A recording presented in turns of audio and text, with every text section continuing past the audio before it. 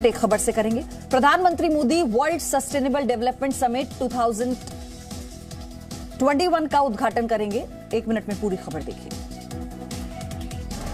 प्रधानमंत्री Modi world sustainable development summit 2021 का उद्घाटन करेंगे। प्रधानमंत्री वीडियो कॉन्फ्रेंस के माध्यम से शाम 6:30 बजे इस सम्मेलन में हिस्सा लेंगे। इस वर्ष के सम्मेलन का मुख्य विषय है सबके लिए सुरक्षित और संरक्षित पर्यावरण और हमारा साझा भविष्य। विश्व सत्य विकास शिखर सम्मेलन 10 से 12 फरवरी तक चलेगा और 2 दिनों तक सुरक्षित और संरक्षित पर्यावरण पर चर्चा होगी।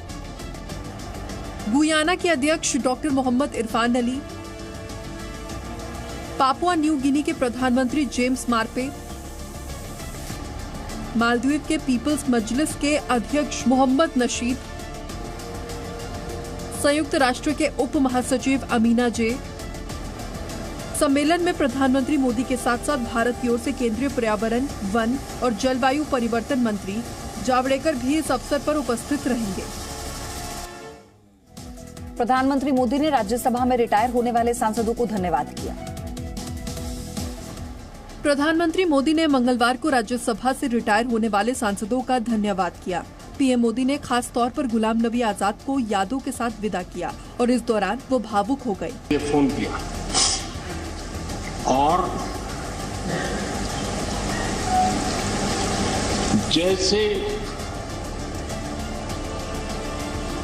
अपने पीएम मोदी की आंखों में आंसू थे। पीएम ने गुलाम नबी आजाद की राजनीतिक अनुभवों को याद करते हुए उन्हें सलाम किया। पीएम ने कहा कि गुलाम नबी आजाद की जगह कोई कैसे ले पाएगा। श्रीमान गुलाम नबी जी, मुझे चिंता इस बात की है कि गुलाम नबी जी के बाद इस पद को जो संभालेंगे उनको गुलाम नबी जी से मैच करने में बहुत दिक्कत पड़ेगी। सेवानिवृत्त हो रहे राज्यसभा सांसद गुलाम नबी आजाद ने शेर और शायरी के जरिए अपना राजनीतिक अनुभव समेटा। राज्यसभा से सेवानिवृत्त हो रहे सांसदों का बुधवार को विदाई भाषण हुआ। रिटायर हो रहे चारों सांसदों का कार्यकाल 15 फरवरी को खत्म हो रहा है। इनमें गुलाम नबी आजाद, शमशेर सिंह, मीर मोहम्मद फयाज, नादिर अहमद शामिल हैं। अपने विदाई भाषण के दौरान गुलाम नबी आजाद ने शेर और शायरी में अपने राजनीतिक अनुभव को समेटा। दिल ना उम्मीद तो नहीं, नाकाम ही तो है, लंबी है गम की शाम, शाम ही तो है। राजनेता अक्सर आपको बहस करते, आरोप लगाते दिखाई देते हैं, लेकिन आज गुलाम नबी आजाद अपने भाषण के दौरान भावुक हो गए। हम ये अल्लाह से, भगवान से यही दुआ करते हैं कि इस देश से मिलिटेंसी खत्म हो जाए, इस देश से आतंकवाद खत्म हो जाए। कांग्रेस नेता और राज्यसभा सांसद गुलाम नबी आजाद ने प्रधानमंत्री नरेंद्र मोदी का एक मित्र की तरह हमेशा साथ देने के लिए धन्यवाद दिया। बुधवार को दक्षिण दिल्ली के सांसद रमेश बिधूड़ी ने किसानों को भड़काने वालों की तुलना शकुनी से की है। एक मिनट में खबर देखिए। नए कृषि कानून का विरोध कर रहे विपक्ष पर दक्षिणी दिल्ली के सांसद रमेश बिधूड़ी ने जमकर हमला बोला। उन्होंने किसानों को भड़काने वालों की तुलना महाभारत के शकुनी से कर दी। सीता का हरण रावण ने जब किया था ना सर, वो वेश बदल कर किया था, वरना उसकी हैसियत नहीं थी रावण की। इसी प्रकार के दो रोटी का चीरहरण हुआ तो वो भी दुर्योधन ने शुकनी से चाल चलवाई थी सर, और अब ये किसानों के साथ शुकनी सामने बैठे हुए ये चाल चलकर किसानों को मिसगाइड करने का प्रयास कर रहे थे। वहीं इस दौरान उन्होंने बार बार यूपीए सरकार पर स्वामीनाथन आयोग के सुझावों को लागू न करने का आरोप लगाया। वो स्वामीनाथन आयोग की रिपोर्ट का क्या हुआ? 2009 में मीटिंग रखी इन्होंने स्वामीनाथन कमेटी के साथ, 2010 में मीटिंग रखी इन्होंने स्वामीनाथन आयोग के साथ, 2012 में मीटिंग रखी स्वामीनाथन आयोग कमीशन के साथ, 2013 में मीटिंग रखी इन्होंने, 2014 फरवरी में मीटिंग रखी। अरे 5 बार मीटिंग करने के बाद क्या हुआ स्वामीनाथन आयोग की रिपोर्ट का? क्या हुआ उन सिफारिशों का? इस मौके पर उन्होंने कृषि मंत्री रहते एनसीपी प्रमुख शरद पवार की चिट्ठी का भी मुद्दा उठाया। बुधवार को लोकसभा में विपक्ष ने किसानों के मुद्दे पर सरकार को जमकर घेरा। लोकसभा में आज प्रधानमंत्री मोदी राष्ट्रपति के अभिभाषण प्रस्ताव पर हुई बहस का जवाब देंगे। सूत्रों के हवाले से खबर है कि प्रधानमंत्री मोदी किसान आंदोलन और चीन पर विपक्ष के हमले का जवाब दे सकते हैं। हैदराबाद के सांसद और AIMIM के अध्यक्ष असदुद्दीन ओवैसी ने कहा कि चीन की फौज के साथ जो करना चाहिए था वो आप किसानों के साथ कर रही हैं। किसान से जो बर्ताव किया जा रहा है वो ऐसा लग रहा है कि वो चीन की फौज बनी हुई है, और जो चीन की फौज से बर्ताव किया जाना था आप किसानों से कर रहे हैं। TMC सांसद सौगात राय ने प्रधानमंत्री के राज्यसभा में भावुक होने वाली घटना पर कहा कि प्रधानमंत्री किसानों के मुद्दे पर आंसू क्यों नहीं बहाते। प्रधानमंत्री एक दूसरे सदन में गुलाम नबी आजाद को विदा देने के समय वो रो दिया, आंख से उनको आंसू निकल गया। मुझे अच्छा लगा कि प्रधानमंत्री का एक हृदय है, तो यही हृदय वो किसानों के लिए क्यों नहीं है। 26 जनवरी को दिल्ली में हुई हिंसा के आरोपी दीप सिद्धू को पुलिस ने गिरफ्तार कर लिया।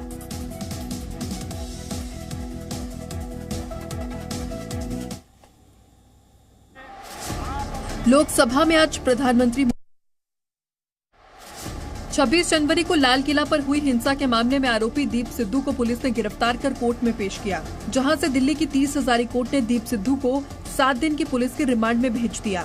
दिल्ली पुलिस की स्पेशल सेल ने दीप सिद्धू को हरियाणा के करनाल से गिरफ्तार किया था। पूछताछ के दौरान दीप सिद्धू ने दिल्ली पुलिस को बताया कि सिंघू बॉर्डर पर उसका अपना एक टेंट था जिसमें वो रुकता था। पहले दिन से ही उसने किसान आंदोलन के पक्ष में भाषण दिया था। दीप सिद्धू ने सिंघू बॉर्डर के आगे ही एक कमरा भी किराए पर लिया हुआ था जहां वो अक्सर रुकता था। सेल के पूछताछ में उसने बताया कि वो कई बार लखा सिदाना से सिंघू बॉर्डर पर मिला। मोबाइल फोन 26 जनवरी के बाद डर की वजह से फेंक दिया था। पुलिस से छिपने के लिए लगातार अपने दोस्तों के मोबाइल नंबर से बात कर रहा था।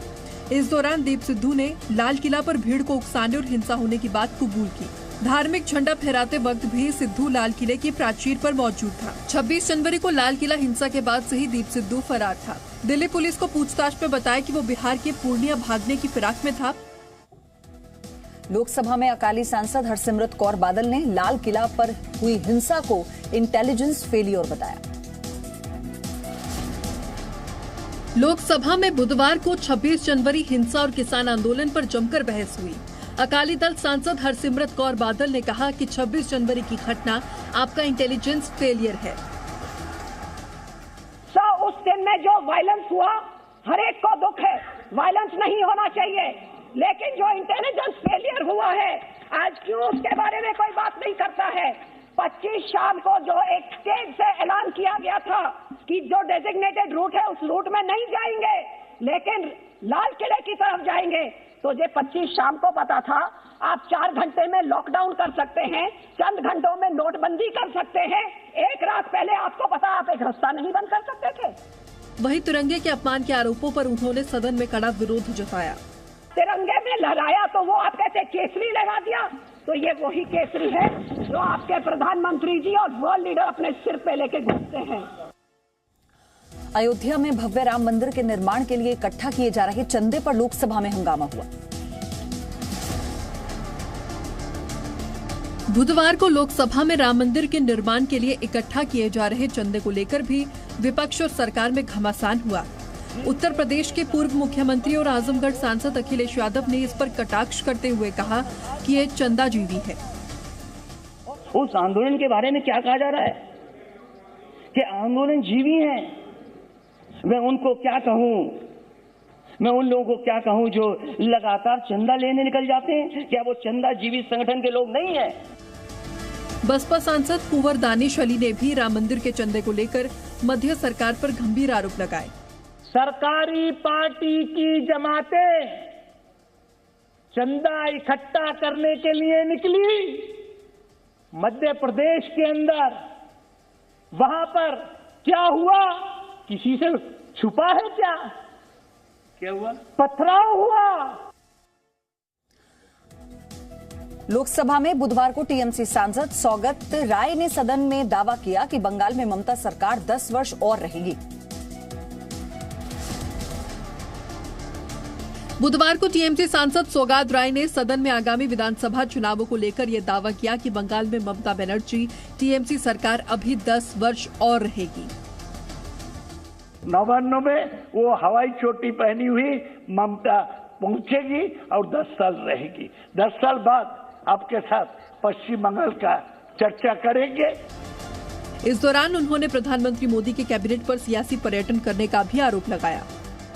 वहां पर था गजेंद्र सिंह शेखावत, उनको जल जीवन मिशन है, पश्चिम बंगाल के गांव में घूमते हैं। और ये है मनसुख लाल मंडाविया, वो पोर्ट का मिनिस्टर है, मालदा में गए हैं और उधर ही काम कर रहे हैं। वहां पर पोर्ट वगैरह कुछ नहीं है। धर्मेंद्र प्रधान से लेके ये सब लोग पश्चिम बंगाल में पॉलिटिकल टूरिज्म कर रहे हैं।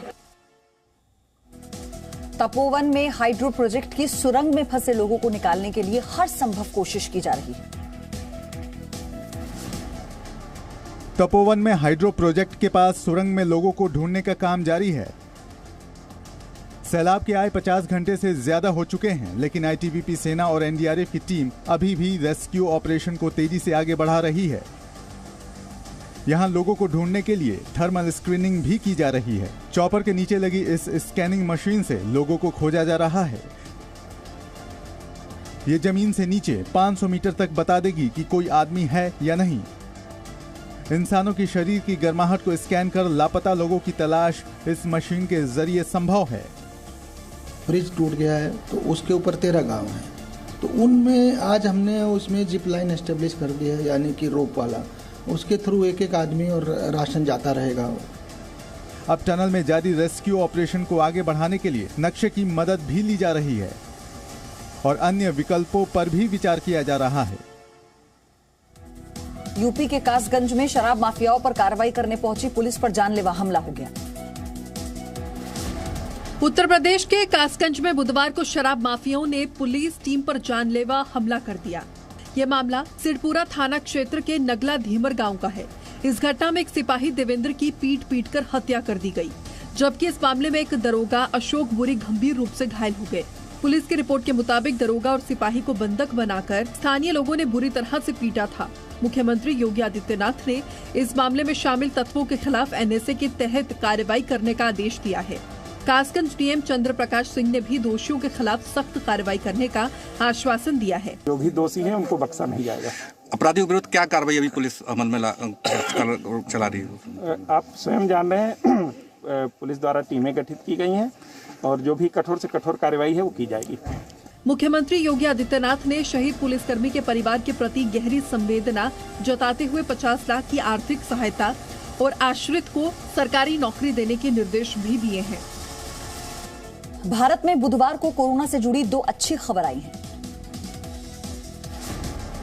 बुधवार को स्वास्थ्य मंत्रालय ने एक प्रेस वार्ता कर बताया कि देश में 15 राज्यों में पिछले 24 घंटे में एक भी मौत कोरोना से नहीं हुई, जबकि 7 राज्य ऐसे हैं जहां पिछले 3 हफ्ते में एक भी मौत कोरोना से नहीं हुई। पिछले 24 घंटे में देश में 9,110 नए मामले सामने आए, जबकि इस दौरान 78 मरीजों की कोरोना से मौत हो गई। वहीं पिछले 24 घंटे में 14,016 लोग इलाज के बाद ठीक हो गए। भारत में कोरोना के कुल 1,08,47,304 मामले सामने आ चुके हैं। इनमें से कुल 1,48,48,521 लोग ठीक हो चुके हैं। देश में एक्टिव मरीजों की संख्या 1,43,625 हो गई है, जबकि अब तक भारत में कोरोना से कुल 1,55,158 मौतें हो चुकी हैं। देश का रिकवरी रेट 97.25% से ज्यादा है, जबकि मृत्यु दर 1.43% है। बुधवार को दिल्ली उन 7 राज्यों में शामिल हो गई थी जहां कोरोना से 24 घंटे में एक भी मौत नहीं हुई। दिल्ली में भी पिछले 24 घंटे में कोरोना से एक भी मौत का रिपोर्ट सामने नहीं आया है। पिछले 24 घंटे में दिल्ली में 100 नए मामले सामने आए, जबकि इस दौरान एक भी मौत कोरोना से नहीं हुई। वहीं पिछले 24 घंटे में 144 मरीज इलाज के बाद ठीक हो गए।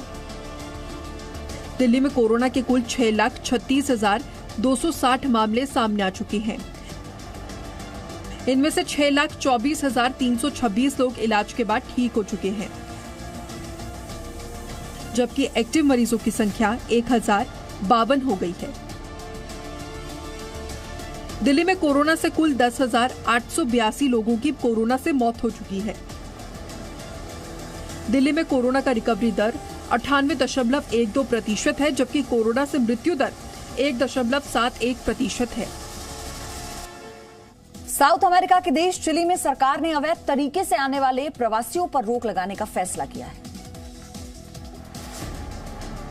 साउथ अमेरिका के देश चिली में स्थानीय सरकार ने अवैध रूप से आए प्रवासियों को देश से निकालने का फैसला किया है। ये वो प्रवासी हैं जो अवैध तरीके से कोलंबिया और वेनेजुएला से चिली में प्रवेश कर जाते हैं। ये मामला सरकार के सामने उस समय आया जब अवैध रूप से 2 प्रवासी चिली में एंडीज पर्वत के रास्ते घुसने की कोशिश कर रहे थे और इलाके के गर्म मौसम के कारण उन दोनों की मौत हो गई।